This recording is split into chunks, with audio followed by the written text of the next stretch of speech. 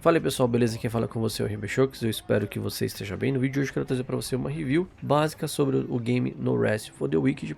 O novo game da Moon Studios, que são os mesmos desenvolvedores do Ori, dos dois Oris, né? O Ori The Blind Forest e o Ori Will of the Wisps. Agora eles trazem aí para nós No Rest for the Wicked. E a ideia do vídeo de hoje é te ajudar a tomar uma decisão se você está aí na dúvida de adquirir o game ou não. Não se preocupe que a review vai ser totalmente sem spoilers e tudo que eu falar para você aqui sobre a história tá no site do estúdio, beleza? E se essa é a primeira vez que está por aqui, seja muito bem-vindo ao meu canal. Eu te convido a clicar no botão de se inscrever agora, caso você queira ter aí mais um canal bacana de games para você assistir. E se no final do conteúdo você gostar dele, não se esquece de curtir e compartilhar com seus amigos, porque ajuda bastante aqui o canal. Falando um pouco da história do game, o ano é 841, onde um rei chamado Harold ele acabou morrendo.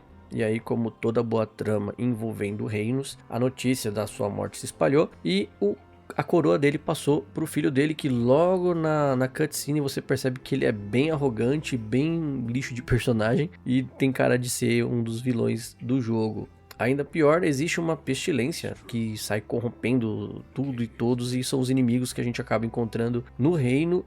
Tem uma personagem chamada Celine, que é uma líder de uma igreja e, ela acha que essa parada toda é divina e meio que tenta defender essa pestilência. E o nosso personagem é chamado de Serin, que a gente pode colocar ele aí como um personagem, um guerreiro místico, que é o único capaz de combater a pestilência a qualquer custo. E dando minha honesta opinião para os inscritos aqui do canal e para você que está assistindo, a história por enquanto tá legal, beleza? Não tem nada de extraordinário e por enquanto tá seguindo ali a linha de raciocínio de tudo que foi apresentado para mim até o momento. Galera, eu queria dividir essa parte da gameplay em duas, porque acho que vai ficar mais fácil da gente entender aí a pegada do game. Ele é vendido, né? Tá sendo vendido para nós a ideia de que ele é um RPG, um action role playing game. Eu colocaria ele numa prateleira ali com um sabor ali de pouco de Dark Souls, de forma meio que tímida, mas existe esse elemento ali dentro. Nosso personagem, a gente tem uma capacidade de criar um personagem mago, um guerreiro, um full destreza, só que diferente do que a gente já está acostumado, que você tem ali uma criação de personagem, uma classe inicial para você, a criação, né, o modelo de jogo que você vai ter, ele remete muito ao equipamento que você tem. Então a gente pode, se você jogou Dragon's Dogma, por exemplo, o Dragon's Dogma que você usa lá o arco, você tem todas as habilidades de um arqueiro. Você vai lá e troca para um cajado, você automaticamente vira um feiticeiro. Aqui é a mesma coisa, você começa obrigatoriamente jogando de espada, até para você entender as mecânicas do game, e aí conforme você vai encontrando os equipamentos, você vai ali montando a sua build. Por exemplo, eu nesse momento que eu tô jogando com o game, e como vocês já me conhecem aqui do canal, eu gosto muito de jogos nesse estilo, jogar de destreza, e eu consegui montar uma classe parecida ali, usando duas adagas e tal, e depois eu tentei jogar de maguinho. Eu fiz uma maguinha, e galera, é o seguinte, é aí que muda um pouco a pegada, porque a gente tá acostumado, né, por exemplo, mago tem ali a barra de mana, que você usa ali os poderes. Não, aqui tudo no game, tudo de combate é com a barra de foco. Se você vai usar alguma habilidade do guerreiro, barra de foco. Se você vai lançar uma Fireball do mago, é tudo em cima do foco. E esse foco, ele não restaura automaticamente. Você precisa ou atacar o inimigo, bater nele para conseguir restaurar essa barra de foco, ou usar o parry. E o parry, ele é um dos elementos que ainda não tá muito legal no game. Então isso pode dificultar um pouco ali o seu combate. E a sua ideia também de montagem, o seu costume, né, de montagem dessas classes. Então assim, não é ruim, tá? Eu não considerei essa gameplay como ruim, até achei interessante a proposta de você ali, né, mesmo sendo um mago, bater e tal. Mas esse parry, eu preciso falar pra vocês, tá meio chatinho mesmo, tá? Eu acho que provavelmente nas próximas versões isso vai ser corrigido e talvez isso irrite alguns jogadores, principalmente os jogadores que não são acostumados com jogos, eu diria, punitivos, né? Porque o jogo, ele é difícil, ele não é fácil, ele é difícil, e talvez isso acabe afastando com alguns jogadores, tá? Mas eu não estou aqui defendendo o Easy Mode, pelo amor de Deus, que tomara que a empresa não coloque nenhum Easy Mode aí, porque ele é difícil, mas ele não é impossível. Não é só ir sair batendo, descendo a porrada que você vai conseguir com sucesso o seu objetivo. Eu achei legal que você tem que parar, pensar, recuar pensar numa estratégia melhor e ir lá atacar o inimigo com a maior efetividade. Falando um pouco dos elementos a mais da gameplay, pessoal, existe um plano aí, né, pra gente ter o multiplayer divulgado nos próximos releases, que basicamente o que tem de informação no site é que a gente vai ter um modo cooperativo, onde a gente vai ter aí a possibilidade de compartilhar o nosso reino com até 3 amigos, e a gente vai compartilhar praticamente tudo, né, as missões, chefes, tudo que tiver lá na Ínsula Sacra com eles, beleza? E voltando aqui para a parte de single player, que é o que a gente tem no momento. Bom, como eu falei para vocês, acho que a maior dificuldade no combate é com relação ao parry e a administração do foco. Outros elementos que a gente tem aqui no game é com relação à ambientação, à exploração.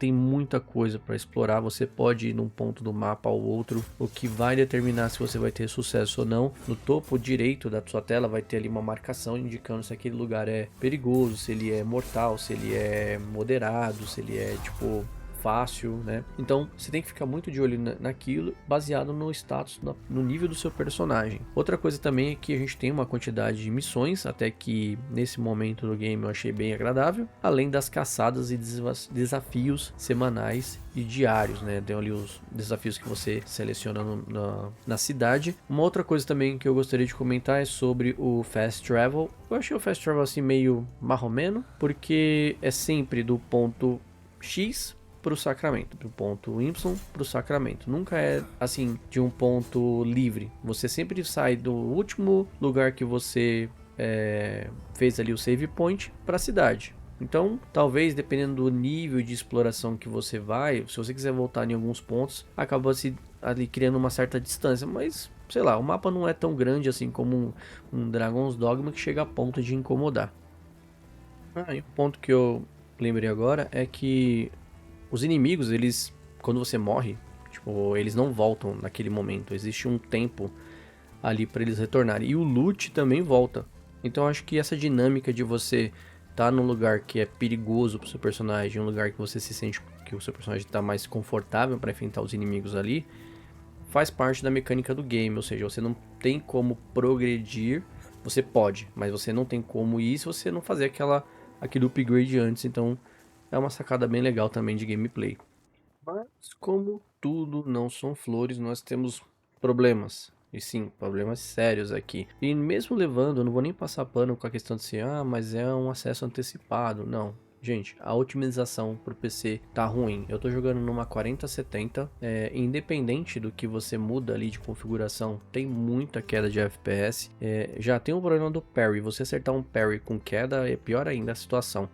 Além disso, tem bugs, alguns bugs aí acabam atrapalhando a gameplay, como esse que aconteceu aí comigo. Eu tive que sair e entrar no game de novo. Aconteceu umas 2 vezes. Também existe um outro bug pra mim, que foi com um bug de progressão. Eu simplesmente ganhei um nível, mas tipo, não aconteceu nada. Só apareceu o brilho lá, falando que aumentei o nível. Entrei, voltei. Tava lá a quantidade, né, de pontos de skills que eu poderia usar. Então, levando isso em consideração, eu acho que se você estava na dúvida de adquirir o game e é uma pessoa extremamente exigente, talvez não seja o melhor momento para comprar o game agora, ok? Principalmente se você aí é um daqueles players que visam aí um pouco de qualidade na otimização do game. Bom, vale a pena no Rest for the Wicked? Eu diria o seguinte, vale a pena para você que já é fã desse estilo de jogo, tem ali...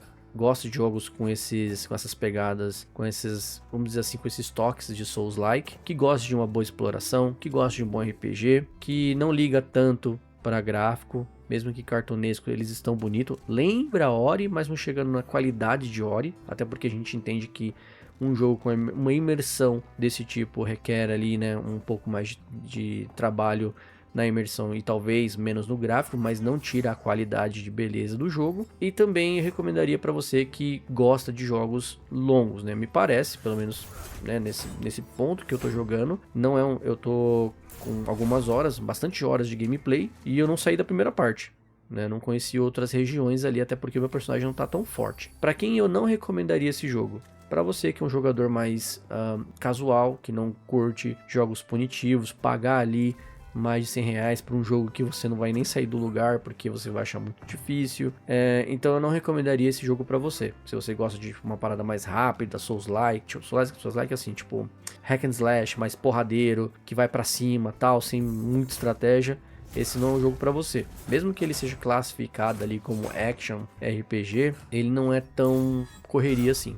A gente tem ali uma gestão de risco com o seu personagem e tal, uma criação mais tranquila. Então eu recomendaria para esse público que eu comentei primeiro, que é sobre a galera Souls-like e tal, jogos difíceis, desafiadores com exploração, menos pra galera casual que curte uma parada mais calma, talvez um jogo, jogos de ação que sejam mais rápidos, o que não é o caso de No Rest for the Wicked. Pessoal, esse foi o vídeo de hoje, espero que vocês tenham gostado, que tenha ajudado você a tomar a decisão se vai comprar o game agora ou não. Se você gostou do vídeo, curte, compartilha com seus amigos porque ajuda bastante aqui o canal. E refaço o meu convite para você, caso você queira ter mais um canal bacaninhas para você assistir, se inscreve agora, aproveita e dá uma olhadinha nos outros vídeos do canal que pode ter alguma coisa interessante para você. E se você já está jogando o game, tá curtindo No Rest for the Wicked e tá querendo mais conteúdo sobre o jogo, também se inscreve porque eu pretendo trazer, os próximos vídeos vão ser focados aí em construção de build, dicas, estratégias, etc. Beleza? Eu vou ficando por aqui. Então, excelente final de semana, forte abraço, fui!